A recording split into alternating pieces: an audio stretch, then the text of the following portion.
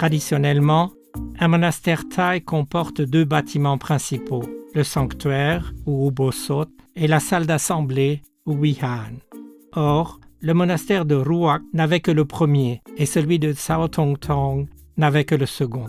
C'est pourquoi, au début du XXe siècle, à l'initiative du Prayaboran Ratchathani, les 2 monastères furent réunis en un seul.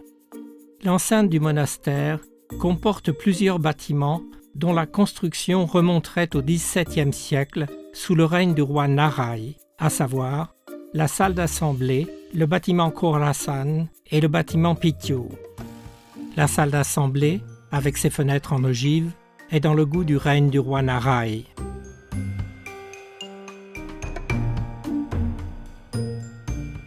La statue principale de cette salle, de style Ayutthaya, représente le Bouddha dans la posture dite vainqueur du démon Mara. La salle contient par ailleurs d'autres statues du Bouddha de facture ancienne, disposées dans des niches en ogive. Le bâtiment Khorasan, doté d'un étage, a probablement servi de résidence à des émissaires persans. Khorasan est en effet le nom d'une ville de Perse qui envoya à cette époque des ambassadeurs au royaume de Siam. Le bâtiment Pityu, doté lui aussi d'un étage, est constitué de 2 corps conjoints disposés en L, dont les toits, à pans symétriques, sont couverts de tuiles plates en argile.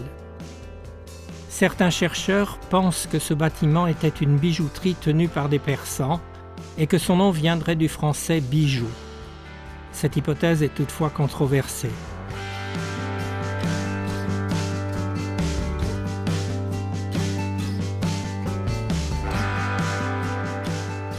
Ces 2 bâtiments ont donc sans doute, par le passé, servi de résidence à des visiteurs ou envoyés officiels musulmans avant d'être intégrés à un monastère bouddhique.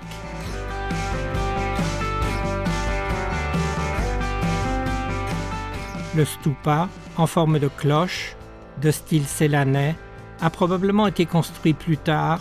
Il est maintenant recouvert d'une épaisse couche de ciment qui lui confère une taille imposante. Le monastère de Sao Tong Tong est un lieu de mémoire riche d'enseignements où le visiteur curieux trouvera maintes occasions de s'instruire.